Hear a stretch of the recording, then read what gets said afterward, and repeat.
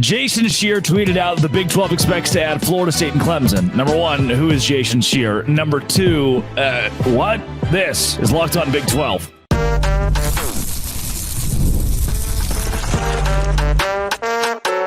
You are Locked On Big 12, your daily podcast on the Big 12 Conference. Part of the Locked On Podcast Network, your team every day.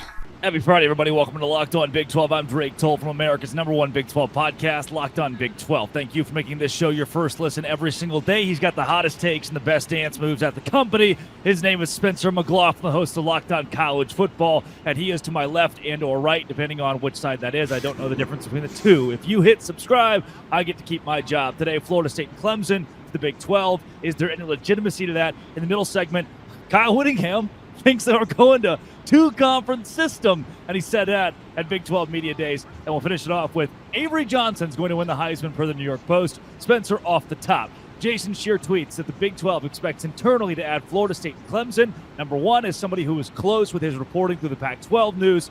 Who is Jason Scheer? Well, he's been at Wildcat Authority for a long time, covering Arizona. They're certainly less connected individuals. I haven't seen or heard any other buzz other than his not so cryptic tweet. I think it was about as direct as we get when we're operating this landscape or talking about these particular topics. So I think that it's something to pay attention to and be aware of. This is not a random nameless, faceless Twitter account who is saying whatever to get attention or whatnot. There might be actual internal confidence in the Big 12 that they think they can get Florida State and Clemson. That doesn't mean that that's going to come to reality. That just means they might actually think that. Or if it's coming from the inside, if it's coming from Jason Scheer, then what is most likely the case at the very least is there's someone who legitimately believes that or has been told. Or here's another hypothesis, and this is a hypothesis and nothing more.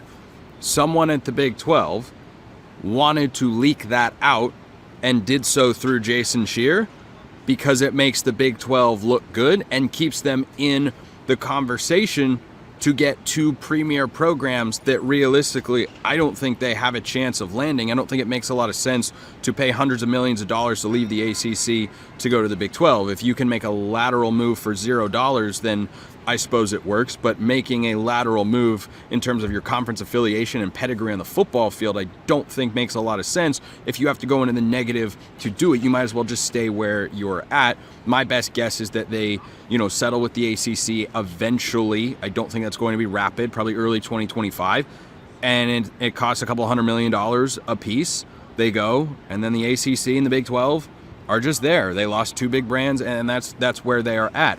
So when your league is, in this running battle to be the third best league, Jim Phillips of the ACC say we're the number 3 league. We're going to continue being that from a revenue standpoint.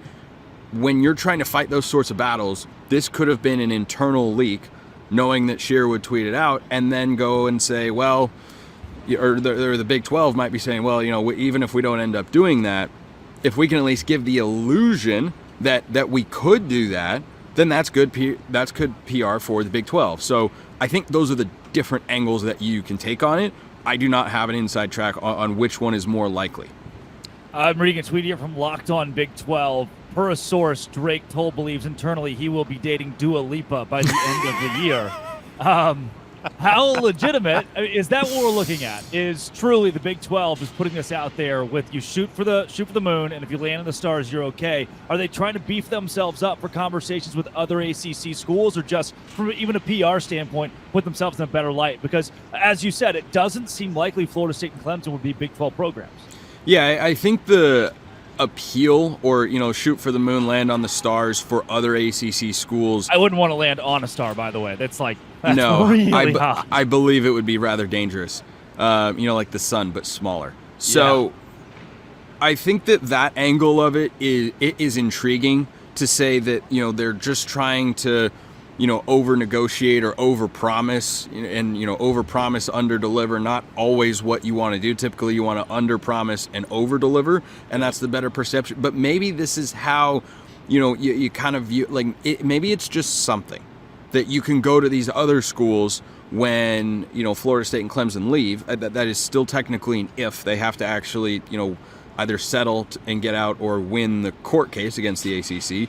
Yeah. Maybe it's just something the Big 12 feels they can pitch, like, hey, we weren't able to get Florida State and Clemson, but those are the caliber of schools that we feel should come to our conference, and we feel like you're at that level. And we feel like it's going to be worth it for you, Louisville or Pitt or Virginia Tech. I don't know, whoever they would, whoever tickles their fancy along those lines. So I think that component is entirely possible. But can we say for certain, based on one report, that there are active, ongoing conversations, that this isn't just a PR play, whichever angle that we've talked about they're actually working towards? I don't feel confident in saying that right now. The rumor that Florida State and Clemson would not be welcome in the Big Ten or the SEC, I want to go there, and I want to do that next, right here on Locked On Big 12, part of the Locked On Podcast Network, your team every day. Today's show is brought to you by eBay Motors. I have back at my house, sitting in front of my house, a 2016 Nissan Maxima, and I work for a baseball team. It gets hit by baseballs every single weekend, and it is not a good thing. So I go to eBay Motors, and I say, eBay Motors, my headlight got hit with a baseball, and it's broken. What do? And they have superchargers, roof racks, exhaust kits, LED headlights. And I say, wait a second, the LED headlight thing, that's what I need. Whether you're into passion, speed, power, style, 122 million parts for your number one ride or die at eBay Motors. And with Guaranteed Fit, your part is guaranteed to fit your ride every time or your money back. With eBay Motors, you're burning rubber and not cash. I go to eBay Motors. I say, eBay Motors, please give me the headlight. They send it quickly. It's part of that 122 million. Now, one less part that they have, but you can find what you need for your ride or die. Millions of parts for your MVP. It is ebaymotors.com. Win every single time with parts that fit your ride. eBay Guaranteed Fit, only available to U.S. customers. Keep your ride or die alive at ebaymotors.com. Eligible items only. Exclusions apply. Spencer McLaughlin of Locked On College Football. Kyle Whittingham, head coach at Utah, joins 365 Sports during Big 12 Media Days and says that he expects for there to be two super conferences, the Big Ten, the SEC. They will likely leave the NCAA, create their own playoff, and do it themselves. Crazy Uncle Kyle says a lot of things a lot of the time. Before we even dissect that, I think the first domino that would have to fall is Clemson and Florida State joining the Big Ten or the SEC. We've heard in the last 2 weeks from different random people on Twitter that those two leagues are not interested. You're sitting at Big Ten Media Days right now. How much do you make of that rumor that those two conferences don't want those two schools? Yeah, I'm here this week in Indianapolis. I was in Dallas last week for SEC Media Days and heard in person almost identical answers from the two conference commissioners, Greg Sankey of the SEC, Tony Petitti of the Big Ten, who I think are both well-spoken, intelligent guys who are also incredibly thoughtful with their words. This is not anything new.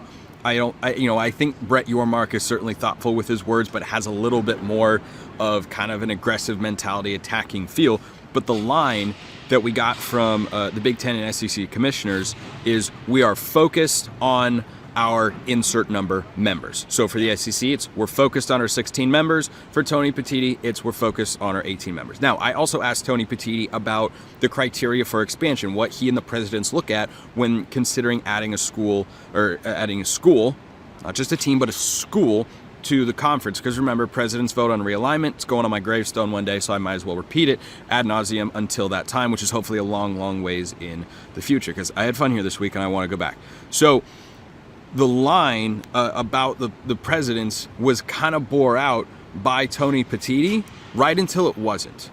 Because when he mentioned the four new schools in his opening remarks, Oregon, USC, Washington, and UCLA, one of the first things out of his mouth was, we added those four AAU schools. Now, Clemson and Florida State don't have that designation yet. Clemson, however, has launched an initiative to work to try to get AAU status. And I don't anticipate Florida State being that far behind.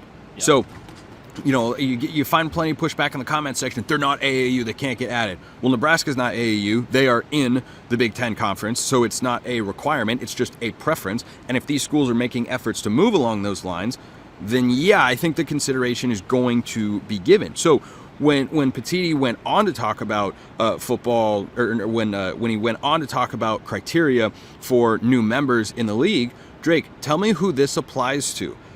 Football pedigree, your brand, your television viewership, and your academic status. I noticed that football was first. Now, if you are talking about seeing value in adding new universities to your conference, and you're mentioning football first, and he said, we're not even trying to hide the ball, that football is driving the bus, that football is funding a lot of other elements of college athletics, which we all know to be true, or at least I hope we do by now.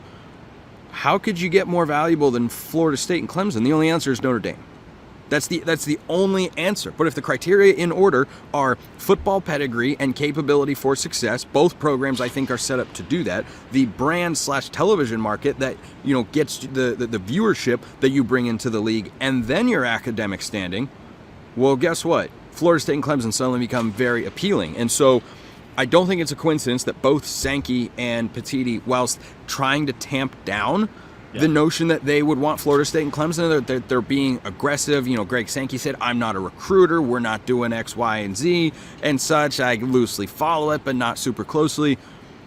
The fact that they both came back with the line, we are focused on our 16 members, or we're focused on our 18 members, leads me to believe both are open and they are monitoring the situation. And I think what they're going to look to do is almost like a reverse appeal. Or a reverse recruitment of these schools, of like which conference could get Florida State and Clemson for cheaper, or who could get the better deal, but not necessarily seeing them as the prize, seeing them as, they are the prize. The conferences are the prize. So who can, put themselves out there less, or cut into their media rights distribution in a less than the other league, and have that be the appeal. I hope that all made sense. Free agency is what it sounds like. I mean, I've been watching Hard Knocks. Kind of. But the free agents are appealing, and I think the duality of their comments of we're not aggressively looking to expand, we're focused on our members, we want to do this. Well, also that clearly leaves the door open, and you don't have to go back and say, you don't have to walk back any comments or anything, because you can say, no, I said we were focused on our 16 members, and we were. And then this opportunity became available. I think it could come down to which conference could get the better deal, could have to pay less to get Florida State and Clemson. That's what it might come down to. On the AAU note, user 42069 on Twitter says that Nebraska will be kicked out of the Big Ten in exchange for Texas A&M within the week. So just wanted to keep that note there, AAU-wise. Moving forward into it's one of my favorite. Drake, do you remember that education policy that the Bush administration enacted long ago? Child left behind. Child left behind. Spencer, speaking of child left behind, was Kyle Whittingham left behind here? You got to cover him closely in the Pac-12. He says stuff sometimes where you go, what? Well, he's a lame duck now, too. You got to think about that. He's not going to be at Utah past the 2025 football season, right? He might coach 2025. I think that is the latest that he is the Utah football head coach. I think it's more likely he retires after this year. But I could see him doing 2025. I'd say I feel 60% confident that he will retire after 2024. I am 85% confident he retires after 2025. I think you're on it. I think you're on it. Yeah, and so I wonder if that's coming into the comments that he'll make, but I don't think that this is that crazy of a notion. Okay. To say that there's going to be an SEC Big Ten breakaway, they're going to have two super leagues. This is not the first time we've ever discussed that on a show like this. This is not the first time the idea has been tossed around. Like, this is a concept that first of all, I would not be a fan of. We've had too much realignment. Comment the heck down. And just let everything exist. Like, it's like with the expanded playoff. Okay, we go to a 12-team format, and you'll already hear conversations or discussions that happen at the highest levels about, well, we're going to go to a 14-team format. I'm like, hold on, time out, ref, I need time.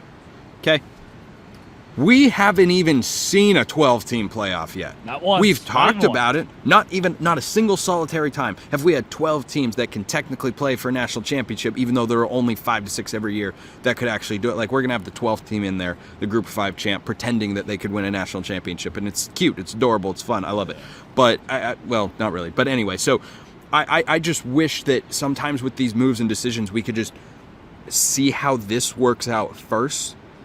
And that, like, if you're making a new recipe, Drake, and there are a lot of complex elements, like say there are 3 elements to a dinner plate that you're trying to put together, why don't you work on the first 2 before you try and master all 3, cooking all 3 at the same time? Like, make sure you can cook 1, which you probably can, but make sure you can cook 2 at the same time and still have the meat cooked correctly and the proper texture on the risotto before you also try to make a simultaneously complicated vegetable to put on that plate of dinner food. And yes, I am incredibly hungry as I record the show. If you don't pay attention to the Brussels sprouts, they'll get away from you real fast. They'll get away from you real fast. Exactly. Like, let somebody else prepare the Brussels sprouts. Have a sous chef in the kitchen who you can trust. But right now, your focus needs to be on getting the meat right and getting the risotto texture down, because those 2 things are not easy, and you need to make sure it's good, or the plate's going to get sent back to the kitchen.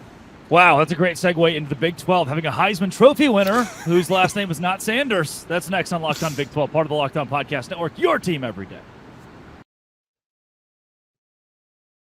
Today's show is brought to you by FanDuel.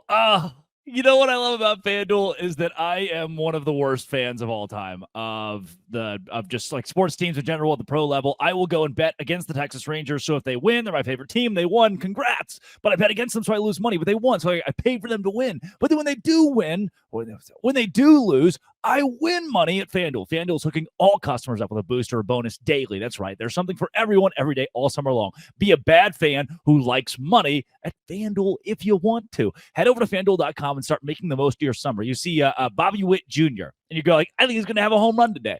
Nick Castellanos, you put $10 on it, and bam, home run. There's $45 in your pocket if it's plus $450 at FanDuel, the official sports betting partner of Major League Baseball. Visit FanDuel.com today to bet on your favorite MLB player, prop, team, parlay. Do it all at FanDuel.com. Spencer McLaughlin, Locked On College Football, joining Locked On Big 12. Avery Johnson has been predicted by the New York Post to win the Heisman. Not Quinn Ewers, not Shedeur Sanders, not the running back from Michigan. Edwards is his Donovan last Edwards. name. Donovan Edwards. Come on, Drake. He's on the cover of VA College Football 25. And I always get him confused with Donovan Smith, who played college football for a really long time and still. Though this is Locked On Big football. 12, so I guess you're given grace. 100%. Avery Johnson started a couple games last year, 3, and now he is the Heisman pick for the New York Post. They're going with a crazy, outlandish outlier, the sophomore from Kansas State. Your immediate reaction to a 19, 20-year-old winning the Heisman out of Kansas State? If you were talking about winning the Big 12 Heisman, then not a thing, by the way. This is less crazy. Okay, Big 12 Offensive Player of the Year. How about that? We're gonna have that. We are. Yeah. If you want to make that prediction, that's well within reason. To say he's going to win the National Heisman Trophy, boy, Kansas State. First of all, Kansas State has to win the Big 12, make the playoff. Okay, that is I think the era of the RG3 and Lamar Jackson is gone. I don't think we have that anymore. We can't do that anymore. I mean, Jaden Daniels did win the Heisman last year. Oh, dang it! Yeah, they didn't make the playoff either, did they? Yeah, they weren't that good. They did. They're also LSU. They are also LSU, and also in defense of the argument that you were making that has some merit to it, just not quite as much as you were hoping for. Hence the backtrack on your face and the literal movement back in your chair right there on camera. Bo Nix was going to win the Heisman until they lost the Pac-12 title game. Once they lost that, it went to Jaden Daniels. But Bo Nix was the betting favorite, and I think if he takes a 12-1 Oregon team into the college football playoff, yeah, he's winning the Heisman Trophy. So it definitely does help a great deal when your team has the sort of success that garners that level of attention, particularly at a program like Kansas State, who are going to play a really, really fun schedule this year. They've got the non-conference game with Arizona. They, of course, are going to play Kansas in a game where the winner could end up in the Big 12 championship game. There are a lot of really intriguing matchups on Kansas State's schedule this year. Are they going to be as high profile as Avery Johnson would need them to be to just have a really good year rather than a historic year to win the Heisman Trophy? My guess is no, that will not happen. And so for Avery Johnson to win the Heisman Trophy, Kansas State has to have no more than 2 losses. They have to win the Big 12 championship game, so 11-2 baseline, and then you have to get into the playoff with the automatic bid, and then he has to have a spectacular season. Now, the reason that this is not like such a crazy hot take that it's just to get shows like this to talk about it and generate buzz and whatnot is Avery Johnson is a dual threat quarterback. And last time I checked, dual threat quarterbacks are the most likely player in the last 10 years to win the Heisman Trophy. Talk about Jaden Daniels, talk about Caleb Williams, talk about Bryce Young, right? Then there's a Devontae Smith in there. Then there's a Joe Burrow. 2018 was Baker Mayfield, who didn't run a ton. You had Kyler Murray the year before. Then you had Lamar Jackson. How many of those guys are running quarterbacks? The numbers that you can put up, I think, lend very favorably to a guy getting on people's radar and staying there in the statistical sense. So that's why it's not crazy. This is probably a better prediction or something to monitor in 2025 because we haven't seen him start for an entire year. But that's how I react to the idea that he wins the Heisman this season. Unlikely. Less than 1% chance. I like Avery Johnson a lot. And the sample size he gave us, including 4 rushing touchdowns in the game last year, was very good. I think he could be one of the best young stars in the Big 12, not just this season, but as you said, moving forward. He's going to be an electrifying football player to watch. I think him with Dylan Edwards in the backfield coming over from Kansas State and help me remind me of the Wildcats starting running back going into this year. Okay, good job. What was the question? Who is Kansas State's starting running back? His name just went out of my head. Edwards, the Alabama kid. Dylan Edwards? The guy that got from Colorado? Yes, Colorado, not the Alabama kid. The Alabama is he going to start? I thought they had a guy who was already in the room. I apologize to the Kansas State fans. This is a tangent I did not prepare for, but we're just kind of going off on anyway. But anyway, that backfield is probably going to be the most electrifying and perhaps potent rushing attack in the Big 12. I know a lot of teams will look at, or a lot of people will look at teams like Taj Oklahoma Brooks, State. Devin Neal, Ollie Gordon. Ollie Gordon behind TJ Donaldson? behind maybe the best offensive line in the Big 12. I think that has plenty of merit to it. I think Avery Johnson, though, brings a running element that Alan Bowman does not to the quarterback position. So I think that backfield could be dynamic and explosive. You can have a lot of other really, really good quarterback running back tandems going into the season in the Big 12, but certainly Avery Johnson with the guys they have there. I expect Kansas State and Chris Kleiman to be running the football a lot. Alongside DJ Giddens, who is good at football. Thank you. Spencer, quickly before we go, Shedeur Sanders to Jalen Daniels, to me like that. There's a Cam Rising. Is Avery Johnson better right now than any of those? Well, no, I mean today. Too, before he's started another game in college football, I'd say the answer is no. But I mean, being 8th or 9th in the quarterback rankings in your conference, in the best quarterback conference in the country, in the Big 12, I don't think is anything to be ashamed of. I mean, when you have an early first-round NFL draft pick and a 2-time Power 5 conference champion in the last times that he started in Cam Rising, and you've got Noah Fafita, who was the Pac-12 offensive freshman of the year a season ago. Like, can I keep going, please? Because I will. Jalen Daniels is a freaking rock star. Garrett Green at West Virginia. Like, just so many. I didn't even talk about Baron Morton at Texas Tech, another guy who could be a big riser going into this year. By the way, speaking of Avery Johnson, I just put this connection together in my head. This is going to be so sharp. You're going to compare it to a pinpoint needle, and then you're going to just like end the show because it's going to be really good. Play style and upper ceiling potential for Avery Johnson is Jalen Daniels at Kansas. I see a lot of similarities between those guys and the way they use their legs, but are also capable throwers and just great leaders of the offenses that they orchestrate, and a lot of the offense will run through them. So that's my sharp take to end the show. I hope his bones, tendons, and ligaments are stronger. That's my only request with Avery Johnson. that is a good request. That is a good and important request. Fact check here. You cannot win the Heisman if you can't stay healthy all season long. That's good. I will make sure that I give it a good Google and see. See, I should have. I should. Yeah, we should have ended with my Avery Johnson, Jalen Daniels take. It was that much is Spencer better. McLaughlin at S.McLaughlin CFB on Twitter. He hosts Locked On College Football. You can find it wherever you get your podcasts, as well as Locked On Big 12. Coming back on Monday. By then, Florida State and Clemson will have joined the conference, so we'll break that down on Locked On. Thanks for making it your first listen every single day. Dose grande. All right, we're out.